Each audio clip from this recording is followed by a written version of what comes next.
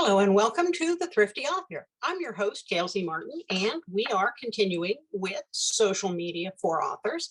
And today we're going to talk about blogging, which is, you can think about a blog as being the front page of your website. You can think about a blog in the traditional sense as being a separate site on which you share your musings.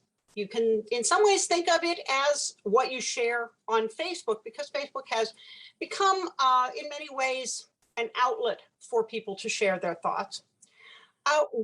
Do authors need blogs? There's certainly some authors out there who have become very well known for having opinion blogs, either talking about the business of writing or talking about politics or talking about something that is near and dear to their heart and perhaps related to the subject matter that they write.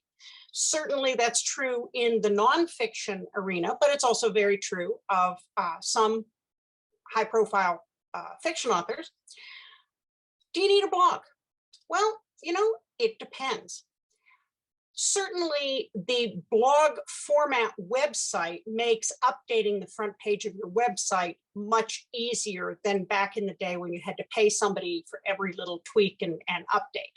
So that's not really what I'm talking about here as a blog. I'm really addressing a blog which is maybe separate from your website, could be separate from your social media, where it is where you hold court and share your opinions and your deep musings. Some people really love that, and they've got the words and the time left over after they've made their word count to keep that up. And that is a commitment, because the way you attract readers to your blog is by being consistent. So you post 3 days a week, you post 2 days a week, but always the same days and the same times.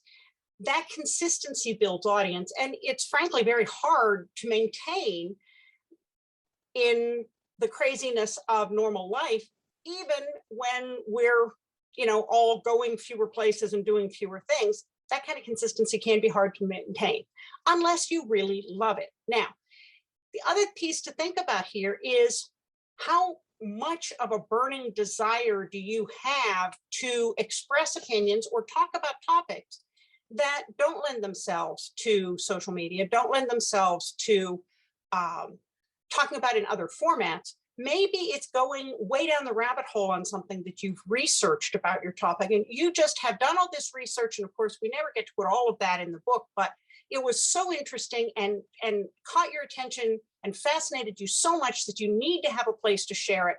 A blog is a great place for that.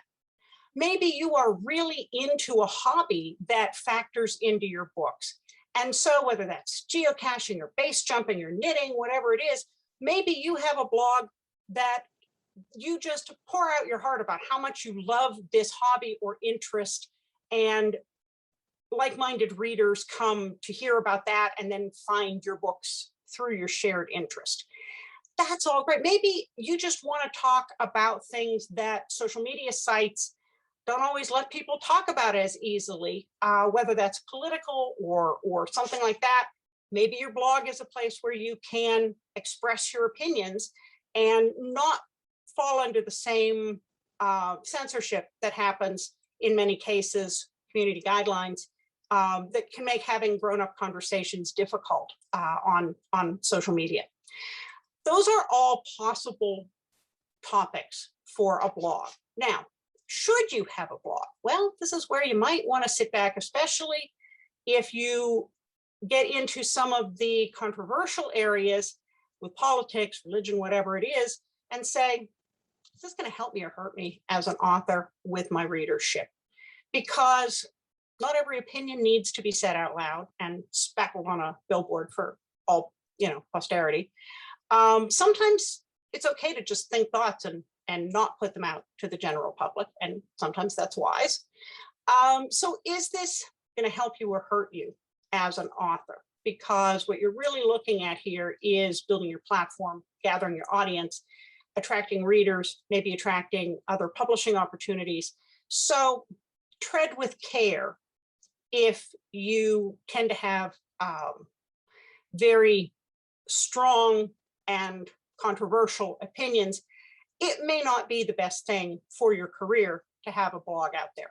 Or you may not care. That may just be your brand and you're going to go with it and people can like you or not. That's a very, very personal decision. If you have a publisher, they may have an opinion on it too. But just something to think about. Certainly there are safer things to talk about on blogs, like whatever you're passionate about. And if you can keep that up in the long term, that can be a great topic, that is adjacent to your writing. Now, how is it different from what you write about on social media? Well, social media sites, because they are a very general meeting ground, have a few more rules about things you can say and things you can't say. You may find that you're less restricted on a blog, although, nothing is ever completely unrestricted, but you might find more freedom there. On the other hand, interaction is a lot easier on social media. People are already there. They don't have to go to a special site. They are used to liking and reposting and commenting, where you usually have to jump through some hoops for especially commenting on blogs, log in or be signed in. It can be a little more annoying. And that's why when you see a lot of blog posts don't seem to get as much traction as Facebook posts, well, people aren't already there. But if you've got a strong topic and a strong voice, you can draw people to your blog. And that becomes a great way to stay in touch with them. Even if social media sites change, go away, get bought, turn into something else, you still own that piece of of internet real estate that is your blog. And so that's something to weigh based on how passionate are you about expressing your opinions on whatever topic it is, and how likely are you to remain consistent with it. So a couple blogging do's and don'ts. Try to do no harm. The world is a very crazy, scary, dangerous place. Try not to make it more so. Be mindful of the fact that you can't just say anything. There are rules about libel and slander, and you can get in trouble. Certainly be aware of crediting anybody that you quote. Be mindful of what the rulings are about quoting from reviews or quoting from other people's work. A lot of things people assume fall under fair use don't. So you don't want to get in trouble for borrowing something that doesn't fit the rules. So make sure that you understand that. The same is true with images and photos. Make sure you clearly understand so that you're not violating anybody's copyright on images or photos or even text fonts. You want to make sure that you have the right to use what you're using in the format that you're using it. Just because you bought it for one use or licensed it for one use doesn't necessarily mean you can use it everywhere for everything. So make sure that you stay on the right side of the legalities there. And then the big thing is have fun. Let your voice shine through, let your personality shine through, and make sure you tell people, if you're going to invest in blogging, where to find you and talk up what you're talking about so that people have an incentive to get off the social media platform that they're already on and go log into a brand new site just to see what you've written. You have to tell them and then tell them again and then tell them what you told them, as the saying goes. So blogging can still work for people if you are dedicated and have a unique voice and a commitment to what you're talking about. So think about it as you're looking at how to round out your author platform. And that's it for today. We'll have more Thrifty Author coming up soon, so we'll see you online. Thanks for watching.